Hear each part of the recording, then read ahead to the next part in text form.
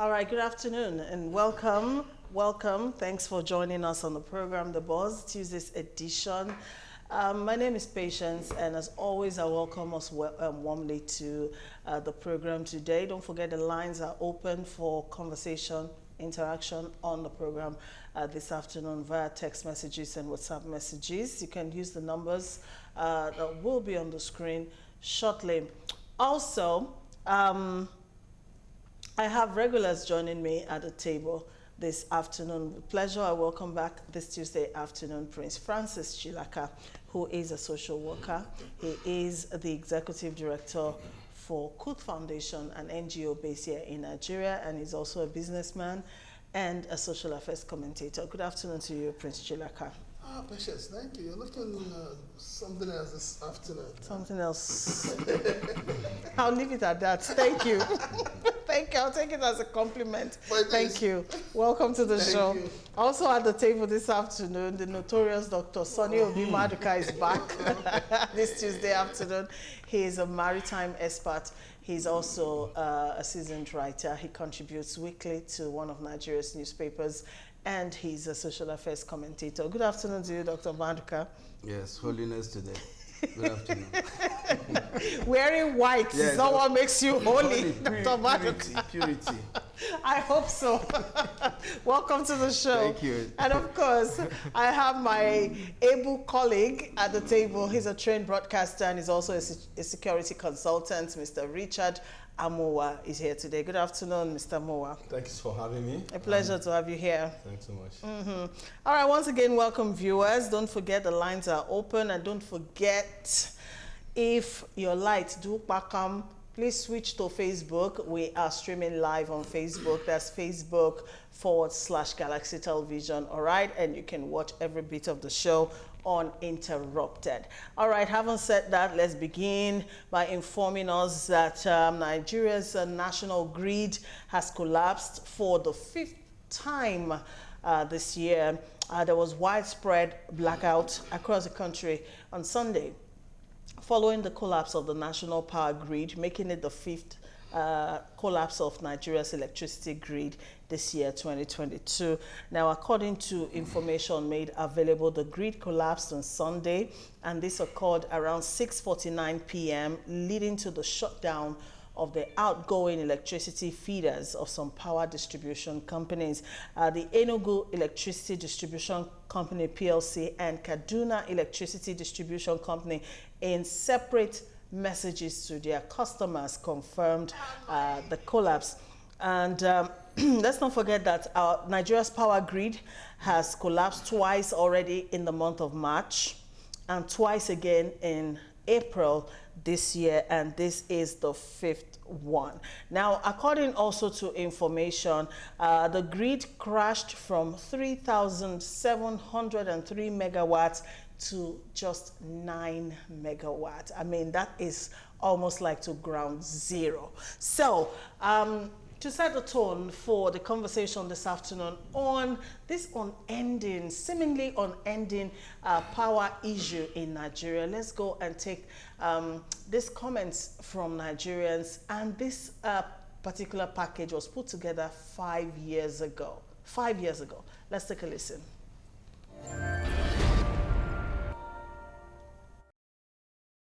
When you talk about electricity, electricity is nothing to write home about. When you travel to ordinary Ghana, you see that they have light. They can celebrate 10 years without power, non-power interruption. But here, we can't even celebrate a day that NEPA will not interrupt our light. My brother, I can give federal government 0 points for electricity supply. For example, I'm living in Beijing, precisely Loribanwa. For past 2 weeks now, I never seen like just 30 minutes. If it is too much, 30 minutes. There is nothing like electricity here. My brother, electricity is nothing to write home about. You know, in Nigeria, mostly in Ibejuleki where I live. Sometimes once in a month, that is when they will flash light as if they are flashing torchlights. To take it, you will expect it again next month. The electricity is not stable. Because you will enjoy the electricity for 30 minutes before you can see it again. It will be maybe 2 days or 3 days after.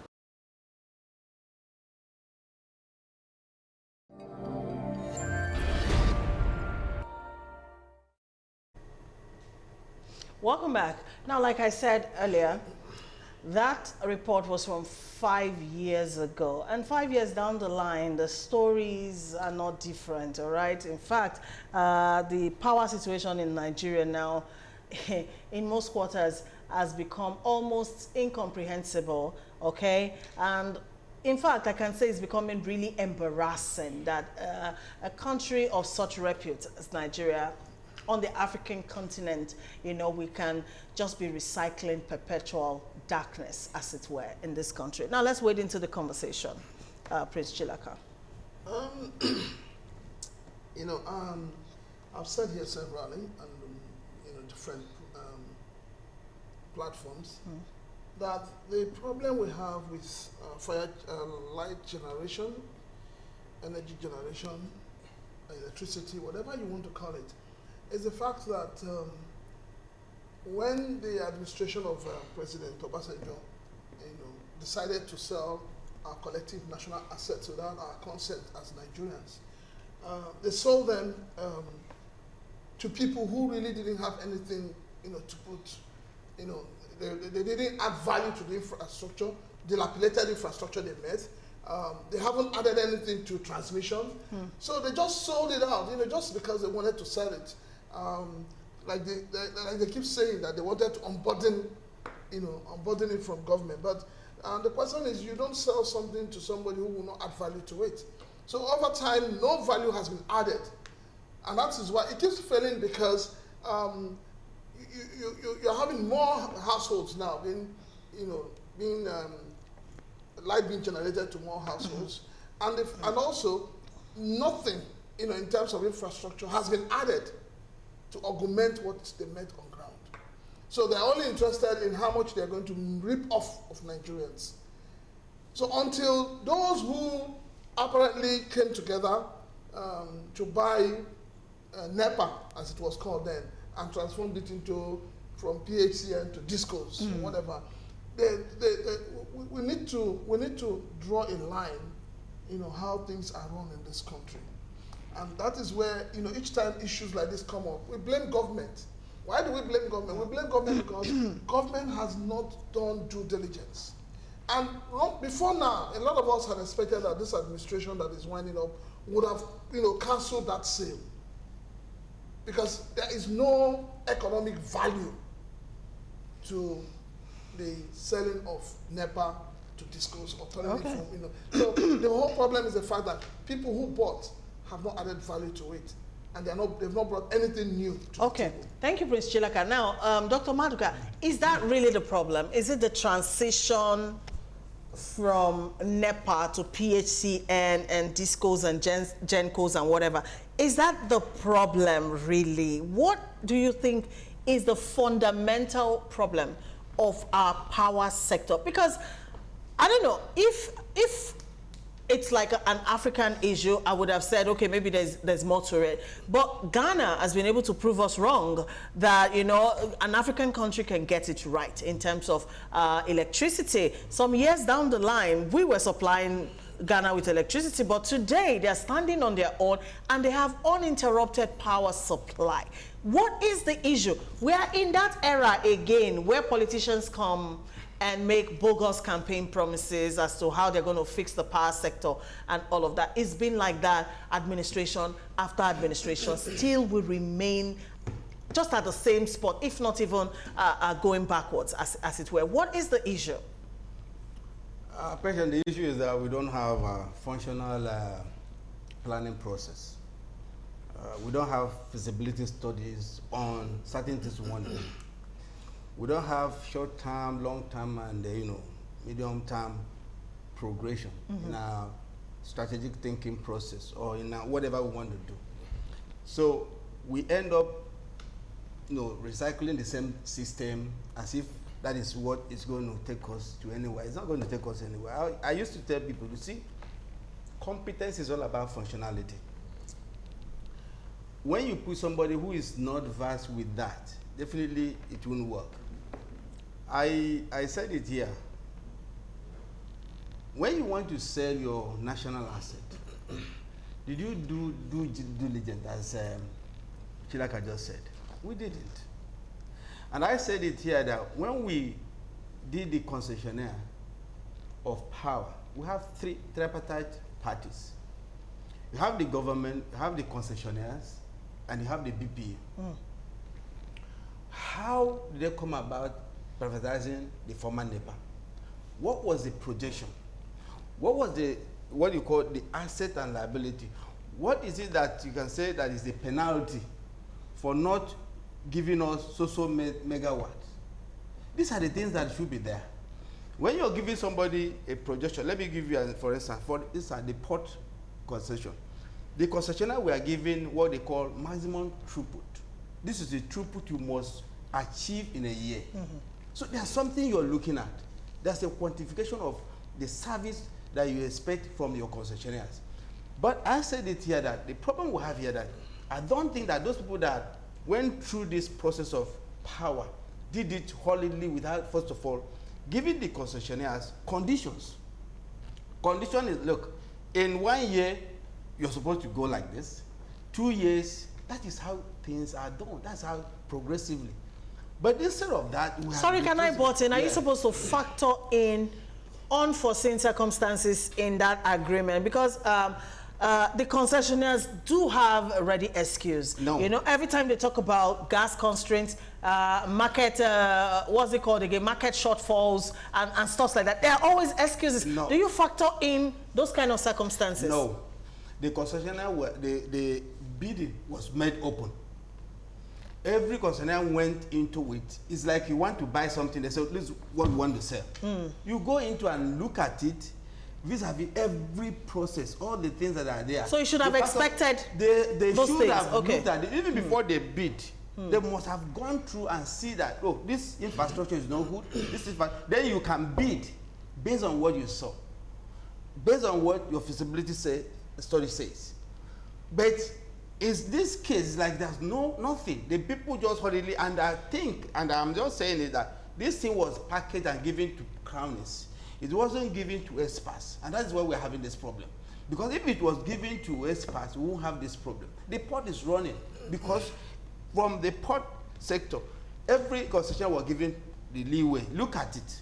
You go through the port, look at the infrastructure, know the ones you're going to do, know the ones you're not going to do. You factor it before you now bid. It is based on that you're going to be given that concession. You can't now come out after that and now say, you have problem of this. No, that is afterthought. If, like I said, there should be a penalty in the clause that in the event you didn't produce this thing, you'll be penalized. Either we withdraw your license or you are penalized on social media. But you discover that in Nigeria, we are the ones that are paying. The federal government even makes excuses for these people. So that's what I'm saying, that there's a problem somewhere. And those people that did this concessionaire, they know what they are doing. And of course, if you look at the corridor, the people now, they are the ones that did this thing. And of course, let me tell you what our politicians do, our leaders. They are all the same. When they know that you have messed up, they will not bring it out to the fore. They want to cover it up. The power sector concessioning was messed up. And unfortunately, I expect the APC government to bring out those things out, but they never did. Patience, let me tell you, light is life. Without light, there won't be any, we won't be here. Because even if spiritually, the first thing that God said, let there be light. He knows the essence of light. Without light, you cannot produce. Without light, you cannot see. Without light, you cannot move. Everything now in the whole world, if you're talking about technology, innovation, it revolves on what? Light. So when your light is going down, you don't expect progress.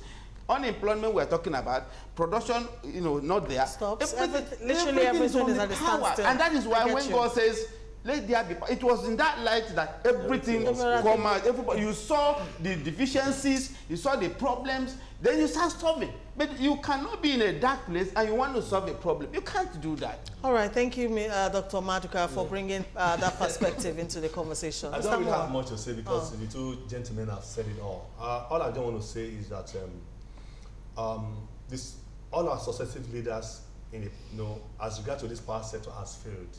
They don't need to accept it. Fashola came when he was opposition. He said 6 months. Yeah. He mentioned it, and Fashola was given the same ministerial appointment for how many years? You could not fix it. It's a shame. You know, I was going to some program yesterday and reading so many things on online, and I just realized that this does not take what we call rocket science to fix. You know, when we mention Ghana, yeah, people could say Ghana is just 30 million or 35 million people. They are small. Nigeria is over 200 million. It doesn't seem matter. South Africa, you heard how many grids they have, and they keep improving on it every day. I think Nigeria, I don't know who like we say in our local palace, who do us. Honestly, I don't know. But the truth of the matter is that I've stopped praying because I know that God has answered our prayer. The issue of Nigeria is not about prayer anymore. It's about getting the right people to do the right thing. Seriously, over 200 million Nigerians, and we said we don't have light to power situation. It's so sad. No, it's just so sad. I think this administration, when they move and they look back at some of the things they've done, they will know that prosperity will not favor them. I'm telling you, I'm saying this on national television. If you fix everything, you keep talking about Ray. Somebody started this Ray thing. Somebody started it, and when they leave, somebody is going to continue. So the government is a continuum. So if they cannot feed this life for 24, we celebrate how many years of democracy? Democratic rule. How many years? Yesterday? 23. 23, Yeah. and we're still in darkness. It's so sad. But let me just tell you that Quickly. In quantification now, most companies, 99% of companies in Nigeria, they run on diesel. Oh yeah. And now the cost of diesel right now, you know what it is. Yeah, So you see how it's going to spiral bound to 7, everything. what did you say? Now, 25. if It's you more buy than that Tom now. before 10 naira now, Tom is now 50 naira. Yeah. No brand names, thank you. So everything has been affected. Candy. Even if you go to a market woman who is selling groundnut, they will tell you, no, price don't go up. Yeah. So it tells you that the day we fix light, even this petroleum we are talking about is scarce. Even this subsidy, it will end. Because majority of people that are buying this fuel are people that are using it at domestic homes and even the industries. The moment we fix it, people will not buy that. And let me even tell you, let me come to the solution. In the north, we have open field where we can use wind to power generator or power our light. We can segregate it. Take the north, give them wind power. Come to the east, we have cold. Develop the cold. Come here and use whatever you can use and power. Segregate it. Let it be like, you see, while we are doing this in bulk, that's why we're having problem. If we can segregate it And have alternatives. Yeah. it will help. As of today, we are really running, I don't even know.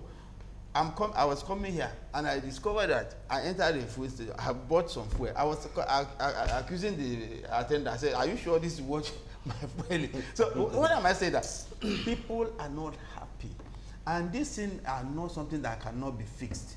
It's because the competent people that are supposed to be in certain positions are not given. What we give positions are crownies, friends, family members. It doesn't work in this way now. Doctor, I need to chip in here. When we say that people are incompetently placed in positions, that's nepotism. Properly, let's put it the way it is, black and white. There is no need to go around it. But you see, you cannot. I'll take Galaxy Television for instance. You cannot operate Galaxy as it is as a television station if you don't have the necessary equipment. So assuming somebody comes tomorrow and says he wants to buy over Galaxy, and then there are no transmitters, there are no microphones, there are no cameras, and the person coming to buy it is not even equipped financially or technically to provide those things, how will Galaxy function? So it goes beyond placing people there. The major problem is that those who bought NEPA, it's a national asset. Well, let us put it as it is. Those who bought those national assets are the bane of our problem. They bought it without adding value to it. And if you don't add value to something you buy, it will definitely... What have those who sold? Those who sold, we know they sold it for selfish and greedy. Thank you, Prince Chilaka. Thank you. Like I said, the power situation in Nigeria, well, it's becoming most embarrassing. And other than that too, is making life really, really hellish for the majority of Nigerians. Imagine day in, day out, you know, no light, to do nothing.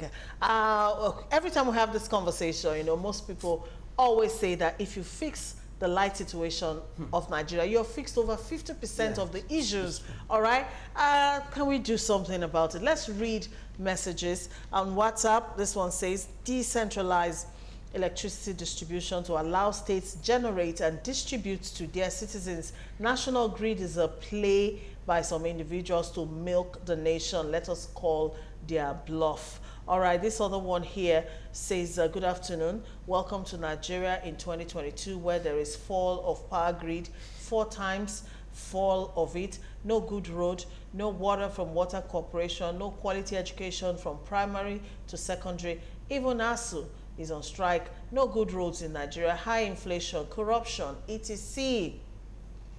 It's a shame. Thank you, Dayo from Fagba. Mrs. Awotiloko is here from Ado-Ekiti, says, good afternoon. You really look gorgeous. Thank you, Mrs. Awotiloko. And then went on to say, I'm fed up. Our kids are at home due to ASU strike.